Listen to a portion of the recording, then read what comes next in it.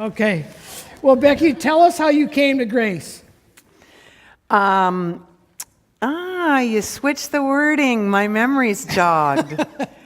And I'm staring up at the pew that I sat in. So when I grew up in the Lutheran Church, and now I see why you said that. That's just funny. I grew up in the Lutheran Church, and no offense, Lord, it was kind of boring. And everyone's last name ended with S-O-N or S-E-N, and the Johansons, the Johnsons, the Nelsons, the Olsons, the Petersons, and we ate lutefisk. So my oldest son was going to Midway Elementary when we moved into this area before my younger two were born, and he said, "Mom, how come we don't go to church?" Well, talk about guilt.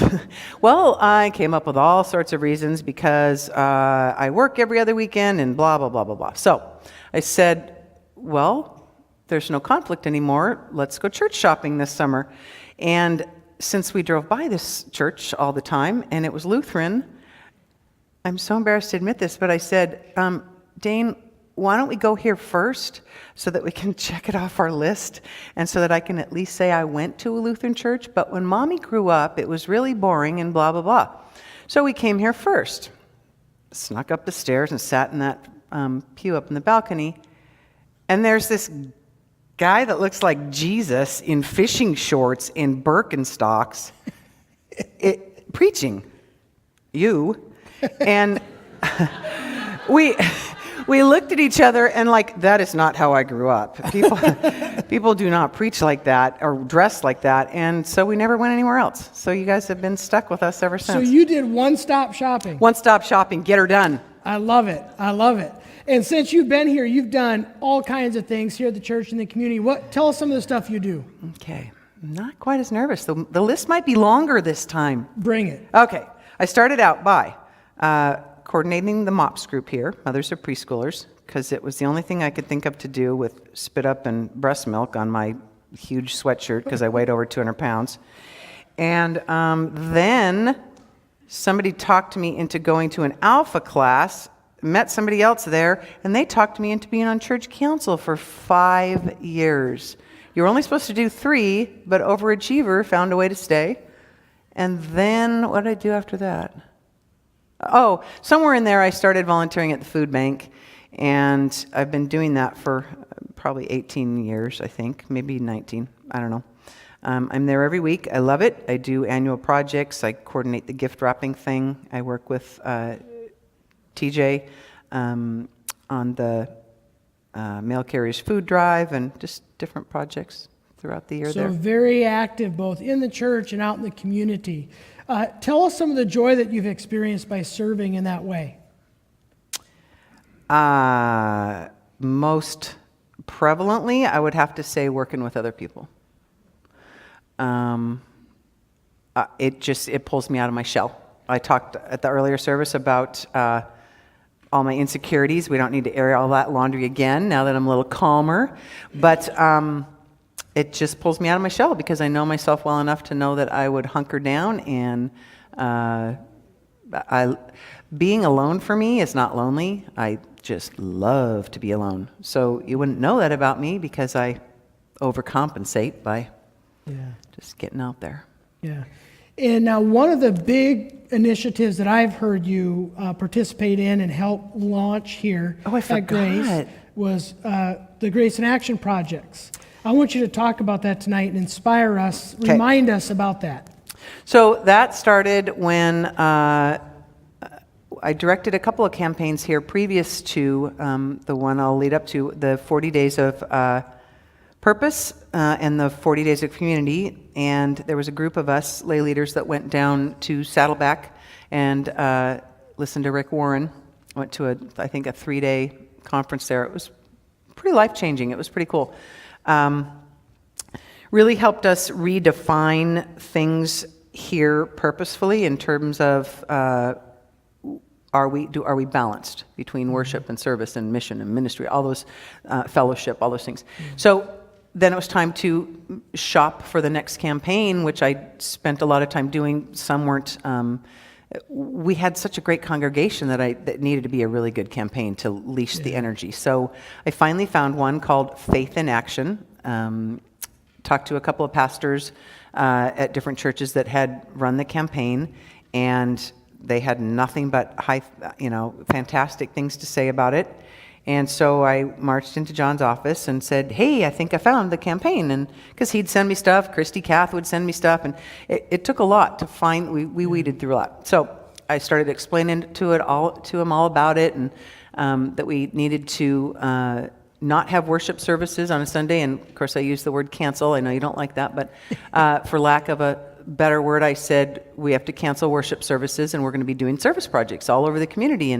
And I thought I would get more of a reaction, and he was just, listening. And I said, John, did you hear what I said? Because he's like, oh, that sounds really good. I said, cancel worship services. What?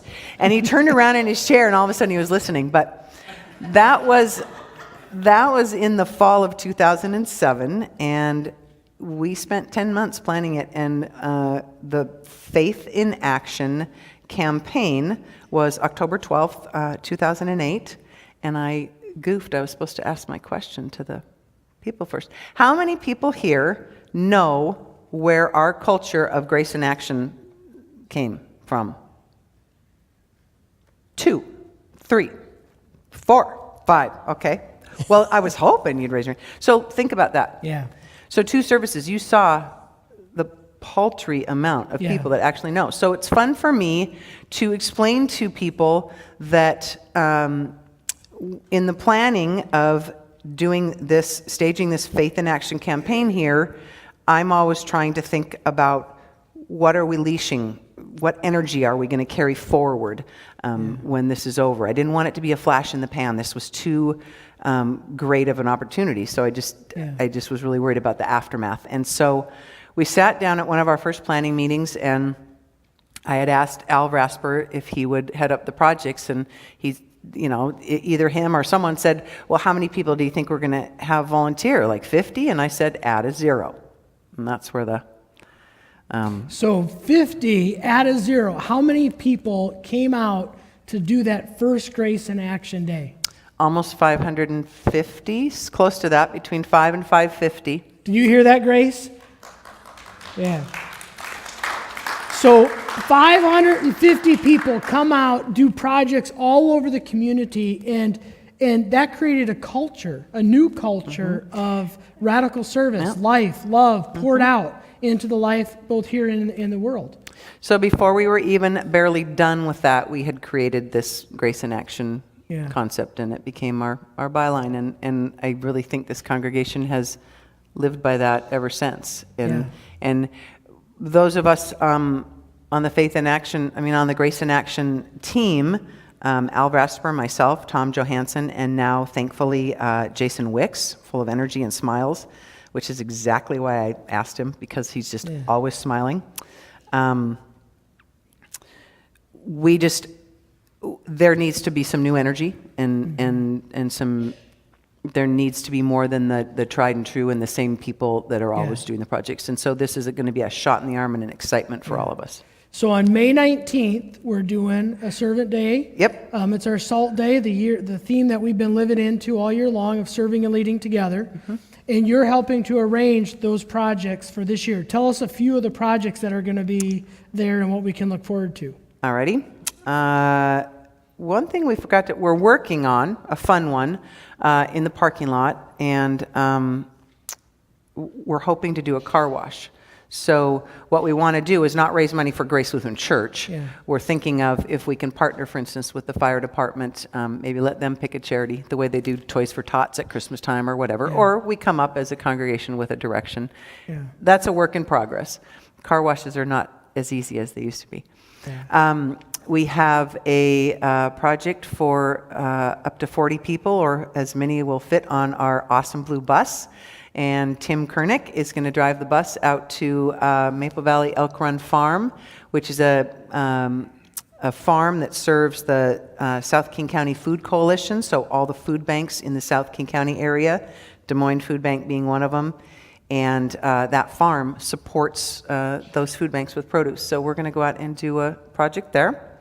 We're going to do a project at Saint-Just Community Garden, which we did last time.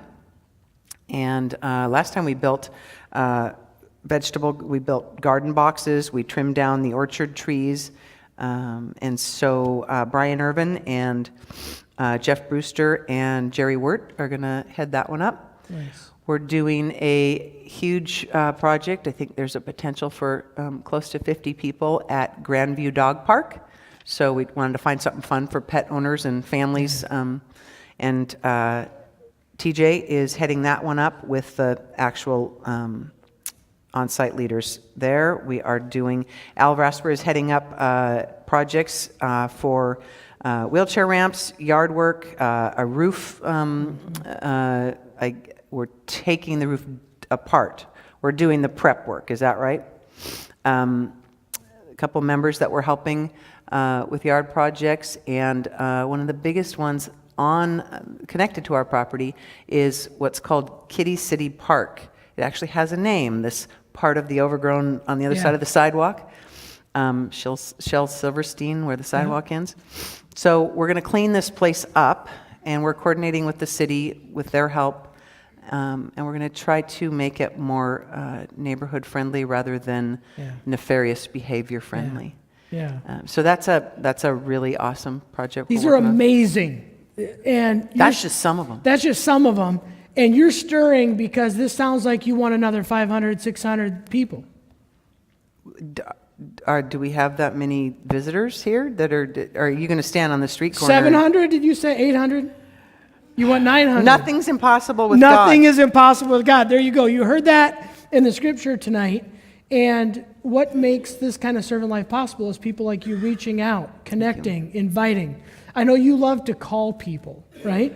Oh, you've gotten all sorts of dirt on me in between the services. Exactly. You love to call people. Are you going to call these folks? Well, now it's not going to cost me anything, so it won't be a good story. So, okay, what he's referring to is when we had all these people signed up for all these projects, people don't always follow through. And so I got on my little flip phone, my little cell phone, and called everybody in the directory to see if they were going to join a project and blah, blah, blah. And we got our cell phone bill the next month, and there was $200 extra on it because I didn't know that in the old days you had like a time limit. You ran out of minutes. I guess $200 worth, yeah. And do people say no to you? Is it okay to say no? It's always okay to say no to me. Number one, they know that I'm going to ask them again. Number two, I hope that I present a fun attitude when I serve. So, I mean, who wouldn't want to hang out with me? Yeah, who wouldn't want to That's what we all see. That's what we see. You bring joy. And we talk about this all the time, that serving and leading together is all about relationship, right? Yep. And we want people to align their gifts and their passions with the project or the ministries that most bring them joy or life, right? And you're helping us to do that. There's two things I really strongly believe in. If you are going to expect people to serve with you, don't ever ask them to do something you won't do. Yeah. But if you're a good leader, a good servant leader, you're going to recognize talents in others that you don't have, because you do have talents. So it's okay to go to someone that can do something you can't do because you're doing something else. So there's two layers to that. Yeah. And that's what we do, right? Yeah. We draw out the best in each other. And I love that you say that when you ask people, you wouldn't ask them to do what you're not willing to do. Nope. And that's an example of a servant leader. And so thank you for that witness. Quick, tell me here, has there been what's coming now? A particular challenge? I mean, doing this kind of work, servant work, is not easy. Where have the hard parts of that been? What is it that has most challenged you? Okay, so I will reference, I'll reference a couple things. One, recently I took on a challenge that ended up being surprising and messy, and I'm not going to say any more than that, but it was something that I had familiarity with, but that turned out to be not doable, really, by other people. And so it was very limited, but I did not feel, it wasn't possible for me to walk away from it. So I stuck it out the best that I could, and I feel better about doing something rather than nothing. But that was a challenge to do that with a glad heart and to do it by myself. Yeah. But it was the only right way to do it, I think. Yeah. So that was a challenge, but no big deal. I did it. A challenge that was fun was a Grace in Action yard project we did one time. It was so overgrown that we unburied a truck. There was a car underneath. Oh, truck. A truck. Not just a little Fiat. There was a truck. Underneath yard debris. Underneath. And there were also trees. We didn't realize that there were trees until we got enough of the blackberry. I mean, the blackberries grew like trees. So we worked our way in, and we discovered full-size trees, pretty much. Yes. So, that was kind of interesting. That was a challenge just because it was hard work, Yeah. but that was a funny challenge. Yeah. That's a wow. That's a wow. Well, church, again, Becky Grall, a servant, living to do God's will, calling us to do the same and to live out that way of life here. If you know of projects, neighbors, friends, people who need this kind of just partnership, relationship to serve together, reach out to Becky and let her know. Because Or again, Al, or TJ, or Jason Wicks. the whole team, yep. Because there's something for everyone. And you had said in the last service, I want to end with this, that when you're serving and when you're doing this with people is when you're most alive. Oh my gosh, yes. I'm just totally alive when I'm busy, because the minute I sit still, I have to think about all the things that are wrong with me, or that are, I'm going to get nervous, or, insecure, or want to be alone. And so when I'm in fellowship with other people, especially when I'm busy, getting something done, then I'm thriving. God is using you greatly. I hope you know that. Thank you. Yeah. How about you give Becky a round of applause there? Thanks for watching. I hope this video can further the discussion of your relationship with Christ, either at home or maybe in the comments below.